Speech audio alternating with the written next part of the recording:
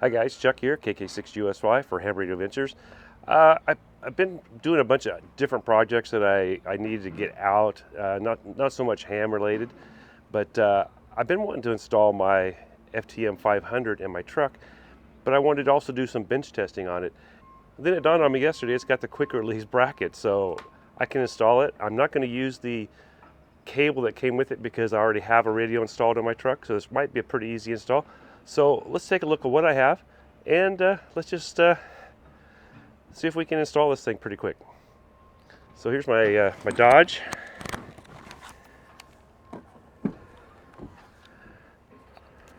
Okay, so my radio right now. Now, if you guys have a Dodge pickup and you want a bracket like this, you can go to Gino's Garage. I'll try to put a link in it, and basically it fits right down in here. Let me see if I can get better lighting there. And your bracket just attaches to it. And there's plenty of room. There's even room on the other side over here. I used to have a CB in here with a frequency counter on it. So, and here's my wiring. I just got it kind of pulled out right now. I ran this years ago when I put this 8800 in here. Let me get a picture of that for you guys. Been a great radio, but it's time for an upgrade.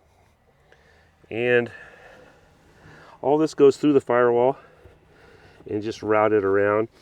I'm going to use this wire because it's already here. I did already check to make sure that it lines up the same, so positive and negative are the same. Actually looks like a thicker wire. So, and then my cable comes in from here, goes in the back here. You guys can see the cable here coming up for the coax. Now I run a diamond antenna, and it's through the roof, right there. Okay, it's a half wave. Supposedly it's this one's on a VHF or UHF, whatever the mode is. I'll put it in the thing. And the top part pulls up, and it can lean over because this is pretty tall. I mean, I'm 6'2", so standing on the ground here, that my truck's taller than I am. So that antenna is pretty high. And sometimes it's nice to be able to lower it down. Let me go over and pop the hood, and then we'll look underneath the hood how I have it hooked up.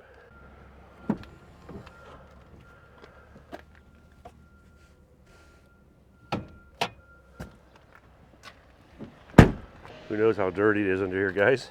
Been a while. Oh yeah, looks like I need to do some cleanup on my cables. But all my wiring and stuff goes right into here, guys. There's one of the fuses. I don't know what that fuse actually is for, but I've got a few things hooked in here and directly to the battery. This is the way you should hook your radios up, guys. And you should not leave this crap on there like that. I'm gonna have to clean that. So it's good maintenance date also. I guess you can see the build up there. That's from these lead acid batteries. They will leak a little or seep just a little bit and cause corrosion. I had some stuff on there to keep it from happening, but it looks like it's overcome it.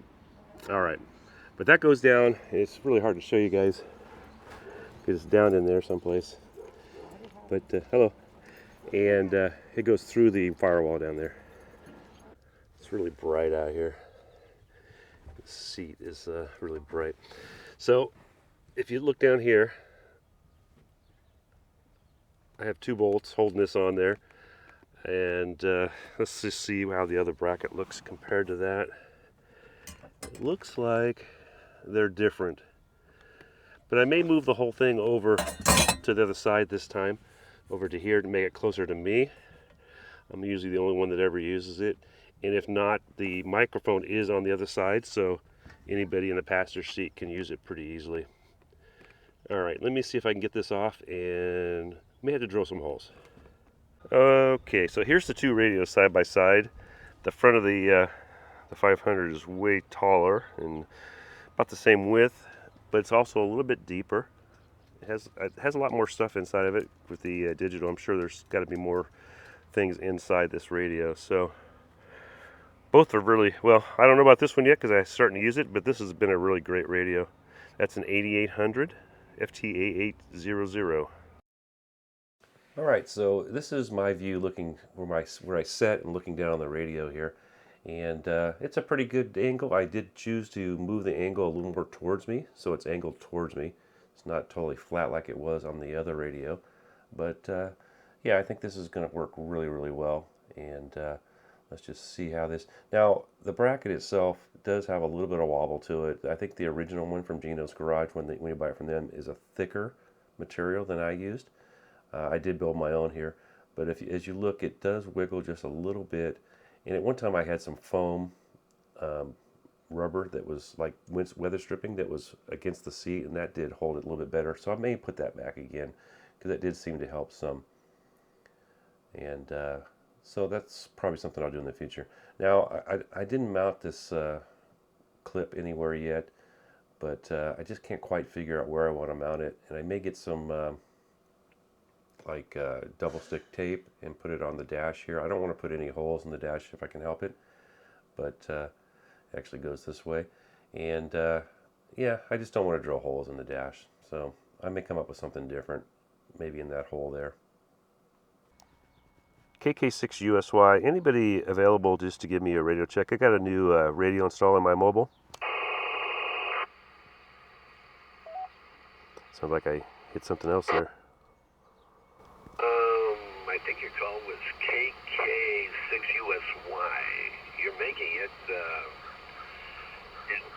full quieting by any stretch of the imagination, but you're making it. My call, Norway 6, England. Jim, in Walnut Creek right now, over.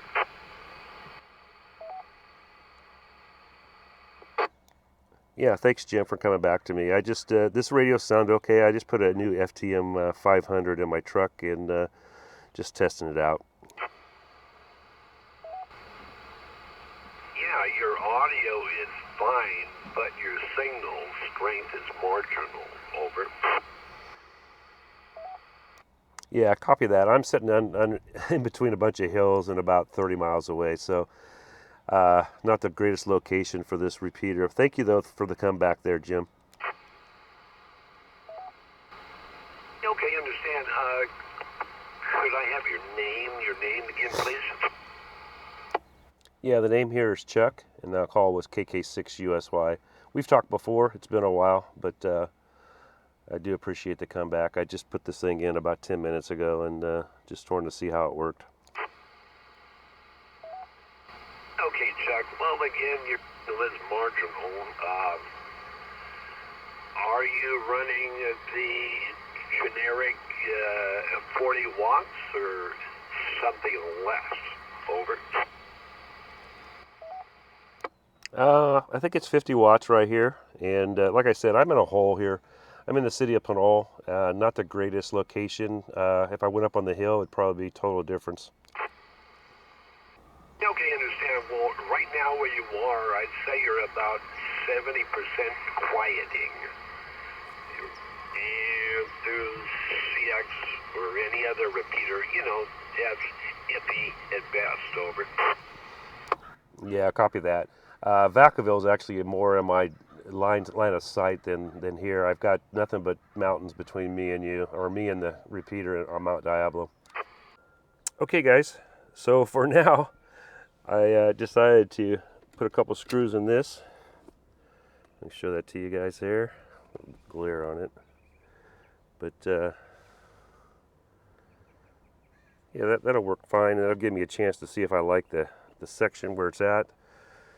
Shouldn't be any problem with my coffee cup. My phone goes up here now, so it's not a big deal. I got this little mount here to magnet. So I haven't really been using this part. So for now, we'll see how that works, and at least it keeps it off the ground. And I was always always trying to keep the push to talk button up, at least if I threw it in the one of the cup holders or something, just so I wouldn't be keying as I go down the freeway. So this pretty much buttons it up, guys. Hope this helps somebody else. This is a 06 Dodge, and the brackets they have, I think they go even older and newer for the brackets on Gino's Garage. Like I said, I will put a link to his place in the description. I built my own. I think his is thicker metal. This is just what I happen to have when I decided to make mine. So there it is. And there's the microphone. All right, guys, let me see if I can do this one-handed. But here's the button here, the lever, I should say. You push that up, and the whole radio comes out. So pretty easy. I'm not going to pull it out right now. I just wanted to show you how that works. So, I mean, easy enough to just pull out for the night if you're going to have your car parked someplace for a while. Pretty fast, easy, and keeps it safe. Just wanted to show that to you guys.